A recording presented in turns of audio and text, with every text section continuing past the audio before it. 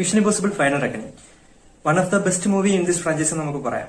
Movie തുടങ്ങുന്നത് തന്നെ പഴയ സിനിമകളുടെ പാർട്സുകളൊക്കെ കാണിച്ചുകൊണ്ടാണ്. ആക്ച്വലി ഒരു ട്രിബ്യൂട്ട് എന്ന പോലെ. എനിക്ക് തോന്നുന്നു ഇത് മേ ബി ഒരു അവസാനത്തെ മൂവി ആയിരിക്കാം, ഈ ഒരു ഫ്രാഞ്ചൈസിലെ അവസാനത്തെ മൂവി ആയിരിക്കാം. അതുകൊണ്ടായിരിക്കാം ചിലപ്പോൾ അവർ ആ ഒരു രീതിയിൽ ട്രിബ്യൂട്ട് ആയിട്ട് പഴയ സീൻസുകളും ഒക്കെ കാണിച്ച് നമുക്കൊരു ഇമോഷണലി കണക്ട് ആവുന്ന രീതിയിൽ. കാരണം MI ഫാൻസിന് അറിയാം അത് എങ്ങനെയാണ് അവർക്കത് കണക്ട് ചെയ്യുന്നതെന്നുള്ളത്. പിന്നെ പറയാനുള്ളത്, മുമ്പത്തേക്ക് സിനിമകളെ പോലെ ഒരു ഫുള്ളി ആക്ഷൻ പാക്ഡ് മൂവി അല്ലത്.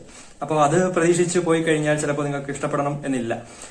ഇതിന്റെ ഫസ്റ്റ് ഹാഫിൽ തന്നെ വരുമ്പോൾ നമുക്ക് പറയാൻ പറ്റും, ഇതിന്റെ ഫസ്റ്റ് പാർട്ട്, അതായത് ഈ ഡെഡ് റെക്കണിങ് കാണുന്നവർക്ക് അറിയാം, ഇതിനകത്ത് വില്ലൻ എന്ന് പറയുന്നത് ഒരു AI ബേസ്ഡ് ആയിട്ടുള്ള ഒരു വില്ലനാണ്.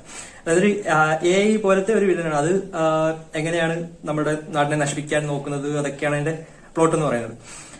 അപ്പോ ഇതിന്റെ ഫസ്റ്റ് ഹാഫിൽ ഈ AI എന്താണ്, ഈ AI കൊണ്ട് നമ്മുടെ നാട്ടിൽ എന്തൊക്കെയാണ് ദോഷങ്ങൾ, അതെങ്ങനെയൊക്കെയാണ് ഡീൽ ചെയ്യേണ്ടത്, ആ ഒരു രീതിയിലൊക്കെ പറഞ്ഞ് ഒരു ഡ്രാമ എന്ന പോലെയാണ് പറഞ്ഞു പോകുന്നത്.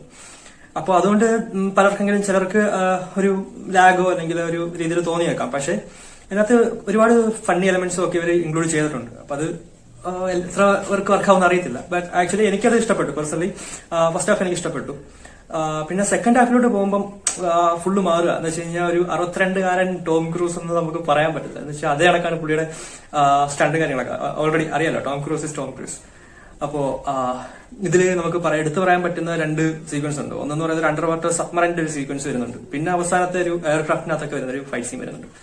അപ്പോൾ ഈ 2 ഫൈറ്റ് സീൻ അല്ലെങ്കിൽ ഈ 2 സീക്വൻസ്, ആ ഒരു ഷോട്ടുകൾ കണ്ടാൽ തന്നെ നമ്മൾ കൊടുക്കുന്ന ക്യാഷ് വർത്താ. അതുപോലെയാണത്. എന്ന് വെച്ചാൽ നമുക്ക് ഒരു സീറ്റഡ്സ് എന്നൊക്കെ പറയുന്ന രീതിയിലാണ് ആ സബ്മറൈൻ്റെ അകത്തുള്ള സീനുകളൊക്കെ. എനിക്ക് തോന്നുന്നു ഈതൻ ഹണ്ട് എന്ന് പറയുന്ന ഒരു ക്യാരക്ടർ ഇതുപോലെ ഒരു ഡിഫിക്കൽട്ട് ആയിട്ടുള്ള ഒരു വിഷൻ ഇതുവരെ ചെയ്തിട്ടില്ലെന്നാണ് തോന്നുന്നത്.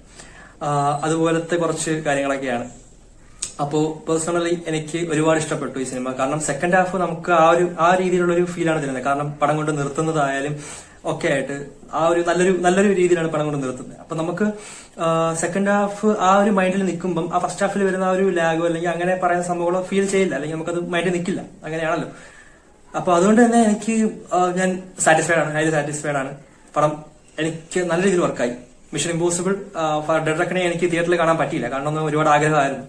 എന്തായാലും എന്റെ ഫൈനൽ പാർട്ട് എനിക്ക് തിയേറ്ററിൽ കാണാൻ പറ്റി. ഇതിന് ശേഷം ഇനി ഒരു മൂവി ഉണ്ടോ ഇല്ലയോ എന്ന് അറിയത്തില്ല. കാരണം ഇത് മേ ബി തിരിച്ചു വരാതിരിക്കാം, പറയാൻ പറ്റില്ല. അപ്പോ നിങ്ങൾ കണ്ടിട്ടില്ലെങ്കിൽ പോയി കാണുക. നിങ്ങളൊരു MI ഫാൻ ആണെങ്കിൽ, മുംബൈ ഇന്ത്യൻസ് അല്ല, മിഷൻ ഇമ്പോസിബിൾ ഫാൻ ആണെങ്കിൽ നിങ്ങൾ ഉറപ്പായും തിയേറ്ററിൽ പോയി കാണേണ്ട ഒരു സിനിമയാണ്. കാരണം ഇതൊരു ഫൈനൽ പാർട്ടാണോ നമുക്ക് അറിയില്ല.